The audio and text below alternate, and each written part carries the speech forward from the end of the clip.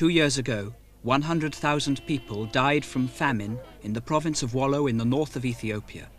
These were some of the victims. The facts of the disaster were finally revealed. The people of Ethiopia were outraged. A year ago, as a direct result of the famine, the emperor's regime was overthrown by the army.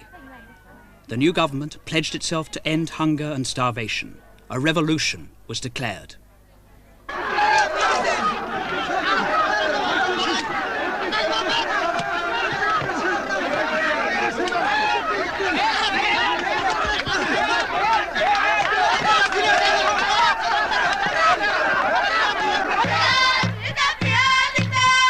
In jubilation, thousands of peasants converge on the town of Silti in southern Ethiopia to celebrate the revolution, their liberation.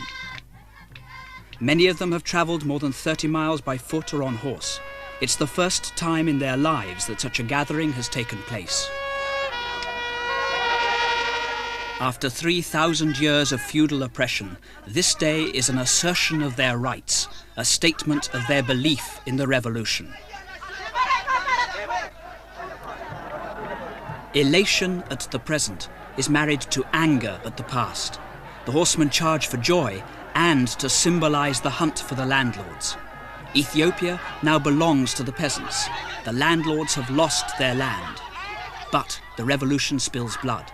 Peasants and landlords have fought pitched battles, the spears of the revolution against the guns of reaction. On both sides, many have died. Yet, in the 6 months since land reform was declared, 2/3 of the population, more than 15 million people, have been enrolled in peasant associations which now control most of rural Ethiopia. No revolution in the history of the world has moved so fast.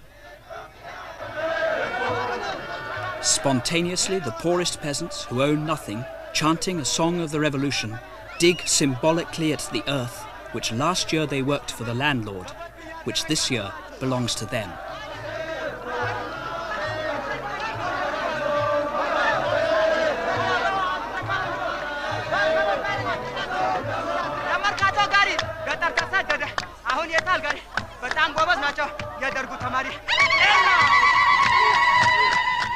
Women, who were slaves not only of the landlord, but of their husbands, who were forbidden to appear in public, celebrate their liberation too. Like the men, every woman in Ethiopia is now entitled to a share of the land.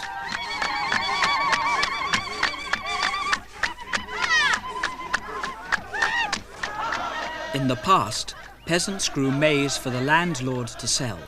The landlord grew rich, the peasants hungry. Now the maize is theirs.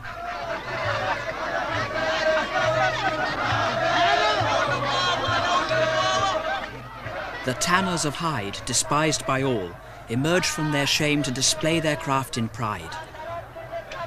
The delicate skills of the women were despised too. They worked in their huts unseen, married at the age of 10 and rejected, divorced on a whim by the age of 20. They now assert their right to dignity and respect. The red star of revolution has reached the countryside. For some, it proclaims a socialist future. For most, simply, landlords beware. Banners name scores of villages, like Hagadole, Dili and Warobi, from which the peasants come, forgotten places that appear on no maps.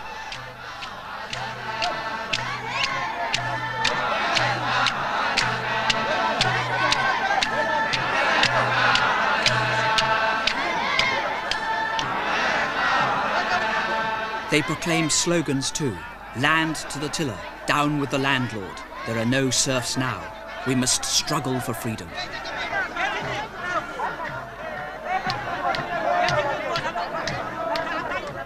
The guardians of this peasant revolution are students. 65,000 of them sent out from the capital and now scattered through the country to preach the message of the revolution. Shot at, sometimes killed by rebel landlords, they're followed without question by the peasants. They're now the most powerful, most radical political force in Ethiopia. After hours of celebration, there are speeches. The peasants' leader, elected by his people in secret ballot, reads a poem he's written for this day.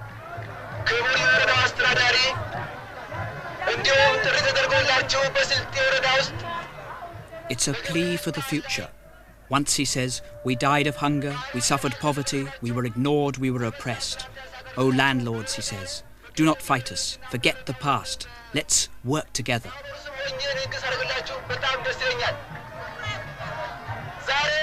Then he warns, let those who will not join us be put to the sword, those who wish Ethiopia ill, let them be destroyed. Ethiopia's rush towards socialism is haphazard. The peasants and the students make their own laws. Their revolution is so radical that sometimes they find themselves fighting the police and the bureaucracy who hold up their progress.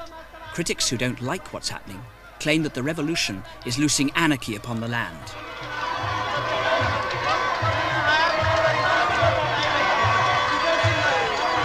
The ministers of land reform and agriculture are typical products of the revolution, emerging from nowhere to hold office for the first time. The leaders of the old regime were executed or imprisoned. The new men share the elation of the peasants. It was a thrill for them, and it was a thrill for me to watch them do this thing. It can't possibly go wrong with all this excitement and participation by the people. After all, the whole revolution is for the people and by the people. Are you worried at the speed at which the revolution is taking place in the country? The speed I don't know, but I have been operating in the field of agriculture for the last over 17 years anyway. You were a manager of a farm, in fact. I was a manager of a farm, and I had worked with the farmers.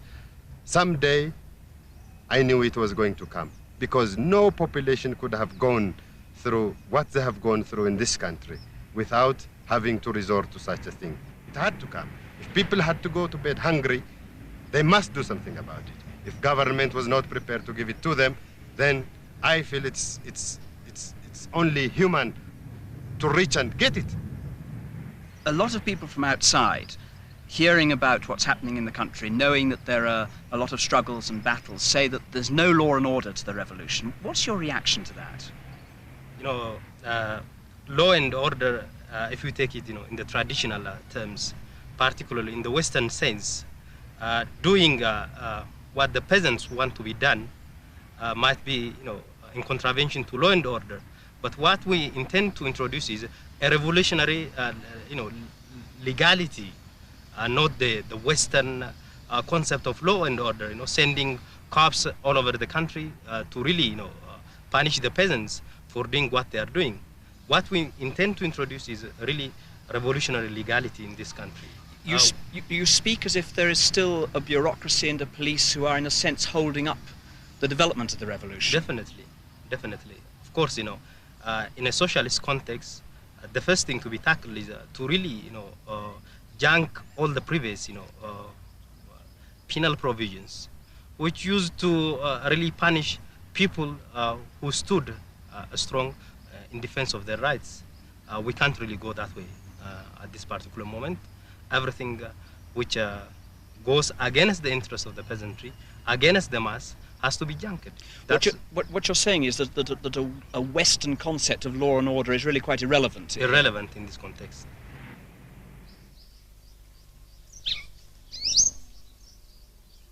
For centuries, village life in Ethiopia did not change. Here, a few miles from the peasants' rally, the people still live on the edge of starvation. The village is governed by the struggle against hunger. The staple food is inset, from which the peasants make a kind of dough, which leaves them malnourished, and of which in any case there is never enough.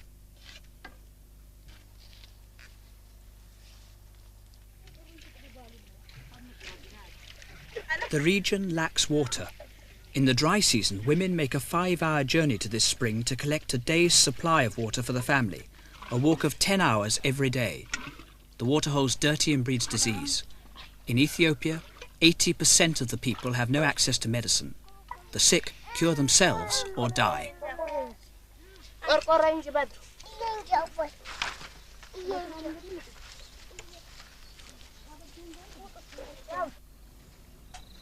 Hard work makes young people old by the age of 30. In a country where the average income is a little over £20 a year, most of the peasants earn nothing. They work to survive, and life is short. To live past the age of 40 is to defy the odds against survival. To succeed, the revolution must end such misery. Would you ask the old man first, please, Kadir, what it was like here, living under the control of the landlord? درو بالباتي إيش بنارو أكلوت إتايمات كذا أين كنت نبرو ناري نبارتام أين كنا يوانا وقت من السادس أنا وقصا بديلا من السادس the what is to be asked about our condition in the past, our suffering we have been undergoing. حد بقى حد إندراسي أنا نجزاشنا. So he says everything we have, we used to give it to the landlord. We used to work for him, and we used to give in cash as well as in kind to the landlord, besides giving our labor. I mean, working, farming for him. Did they do that with fear? Were they frightened of the landlord, or did they just know that he was very powerful and therefore that was the system and they had to obey him? وان بفروتن ويالي وقتي منقستي لون تبعمونن ويوان لتفرم يعني وان بكسراش منقستي عالم كلش منقستيت ما جيجينا we never knew about the existence of a government. We were just afraid of him. Nobody was here to take us to the government. They didn't know about the government? They didn't know. They said they were not aware of the existence of a government because they only know the landlord. We were never taken. We were not allowed to go beyond the warada. That's out of the local district. Out of the local district. If we go beyond that, you just tie us, and we were used to slash. We were being slashed by beaten by the landlord. So you didn't go out of the village, out of the area at all? No, never. How do they think the situation is changed now? أكو يالي جز وقت تغير يتغير عينك يتغير مثلا لا لا أكو شكر لقوشتنا مستقل لي سجدنني وكاني كش ليلة ونهار لي لسجدوا أنا نقول. So he's saying that this is thanks to God that we have got to pray day and night for what has come this time. At least our voice is being heard now. It is not being buried. Our voice is being heard. One, the second thing is now we are at rest. We are no longer nagged by the landlord and such. يولي أوجي كان أباچم بران إنداچم دفران. In the past we were ignorant. We never knew about our rights. Now we are aware of our rights, and that not only men but also women and all of us know our rights that we go and demand. What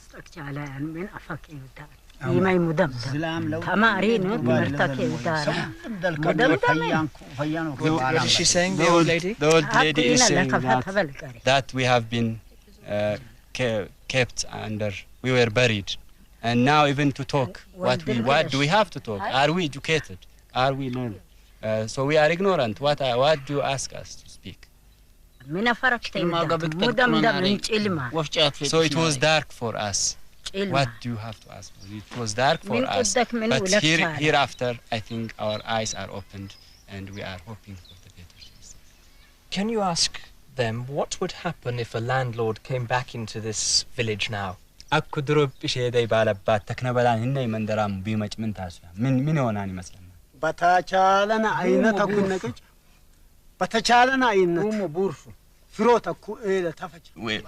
Using all our implements we have in our own hand, in our disposal. We use all this to kill him, to finish him, or to make him run away. We use stone, sticks, spear, and all these things to fight him. We will never accept him again in this place. That's what he said. Now, the peasants work together on land once owned by landlords. The peasants here, given the opportunity to farm separately, chose to own the land collectively, sharing the labour and the produce.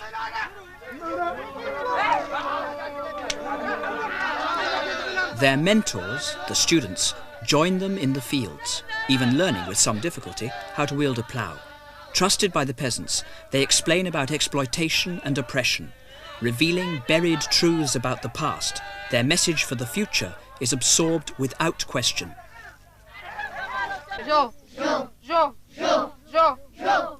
In Ethiopia, 1 in every 3 children dies before the age of 1. Of those that survive, 9 out of every 10 grow up unable to read or write. The students are now taking education into the countryside for the first time. They learn the alphabet today. Tomorrow, they will be taught about politics and about socialism.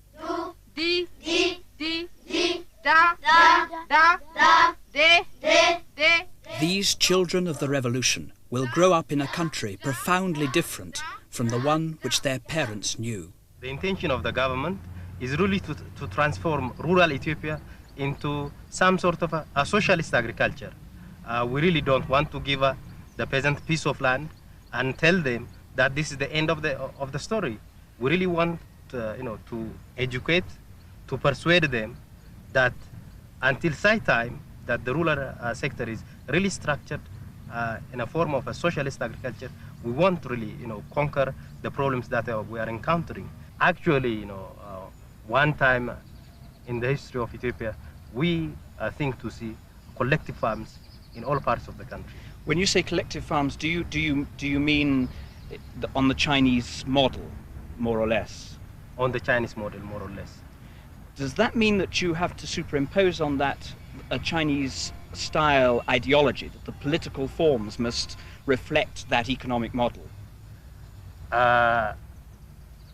Definitely, the way I see it, the structure is really the economic base, the politics and the ideology, the superstructure. If we really want to go to collectives, definitely, that is an inevitable, choice. We are going to more or less follow the ideology, correlating it with the Ethiopian, particular Ethiopian, situations. In most of Ethiopia, the revolution is winning, but in the east, in the desert land of the Afars, there's been a rebellion. It's caused a crisis.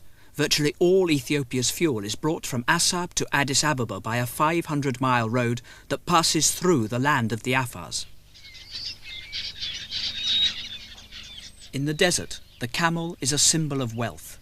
These are some of 40,000 which belonged to the Sultan of the Afar people, Sheikh Al-Amira.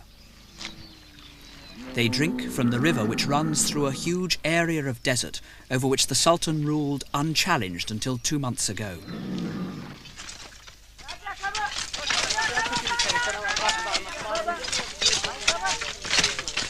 Afar nomads now work on a cotton plantation once owned by their Sultan. 2 months ago, some of these men were fighting for the Sultan against the government of Ethiopia.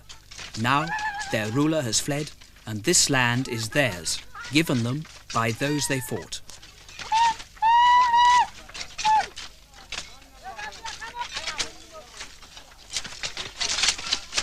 The army, stationed here in force, keeps discreet watch on those they have freed from bondage to the Sultan. The Sultan of the Afars had oppressed his own nomadic people, driving them off his land, replacing them with agricultural labourers from another region. Yet, traditionally hostile to alien rule, his people obediently followed the Sultan when he rebelled against the government, which was about to nationalise his land.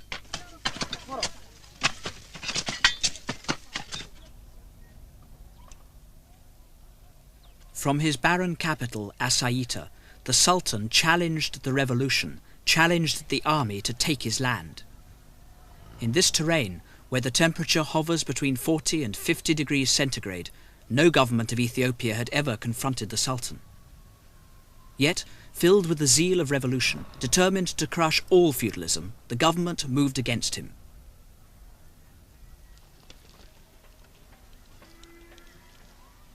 The Sultan led his people to believe that the government wished to destroy them.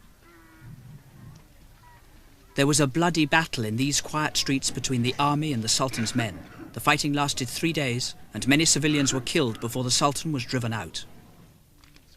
Now the military controls Asaita, and the captain who led the battle against the Sultan is pleased to show his first visitor from outside that all's calm, to explain how the Sultan Al-Amira was driven into exile. Al-Amira soldiers were inside the house. Up there, that is? Yeah. All of them were there. Some of them in the mosque. above there. Right. They start fighting on police guards. Who are what? Who are in the police guard station there? Yeah. That's a rocket firing on there, is it? Sure. Was anyone killed? 6 were killed. 6 policemen killed. You were firing from here, were you? Where we are now? We are firing from here to Alimira's palace. Mm-hmm. And when we attack Alimira's palace, they run away, Alimira's soldier. How many people do you estimate altogether were killed in the Asaita area in the fighting? I think about 60. 60 people? Yeah. In the 2 days? In 2 days.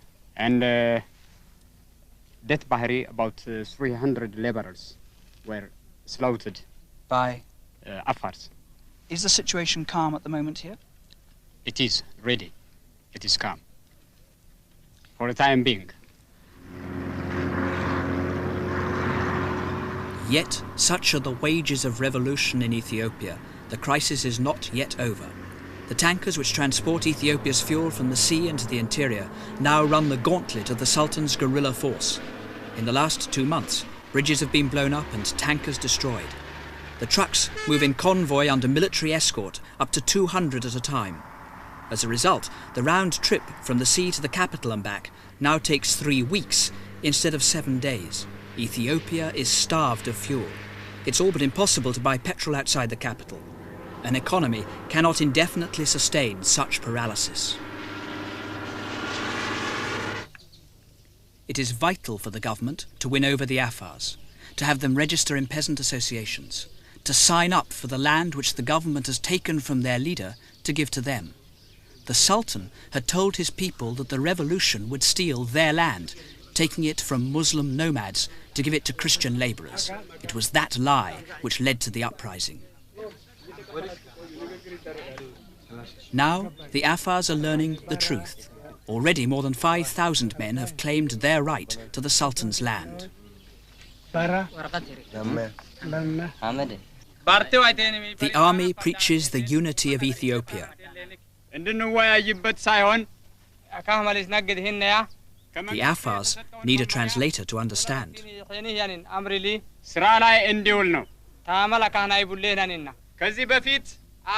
The man who has just defeated them in battle explains that the Sultan was their dictator, that he's gone forever, that the land is theirs, that the revolution is for them. They must fight for the revolution. To die for Ethiopia, they are told, is to die an honourable death. The government will only relax if its message reaches the guerrilla forces still loyal to the Sultan, who wander the desert, resist the revolution and so threaten it. The government is confident of victory.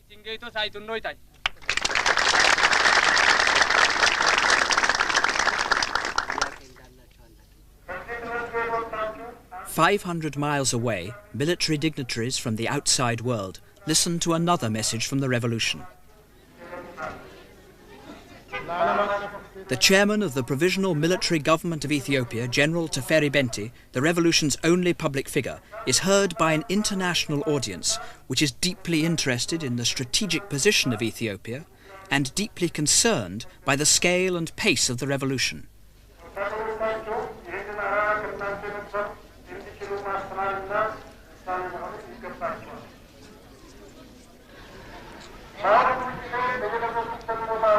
Feudalism is dead. The revolutionary struggle will continue until the people enjoy the rights promised them by Ethiopian socialism, says the general. He warns the young graduates of the military academy that it's their sacred duty to save the country and the revolution from external and internal enemies. Like the military government, the young soldiers are confident that Ethiopia is forever socialist. The revolution has left untouched the statue of the man who ruled Ethiopia for most of the 20th century. Haile Selassie surveys an Ethiopia which has broken the shackles of his feudalism. The masses do not mourn him, his statue is ignored. In the Grand Palace, the pet lion of the Lion of Judah, the King of Kings, no longer sees his old master. The ex-emperor now lives a few yards away from his lion, imprisoned in his own palace.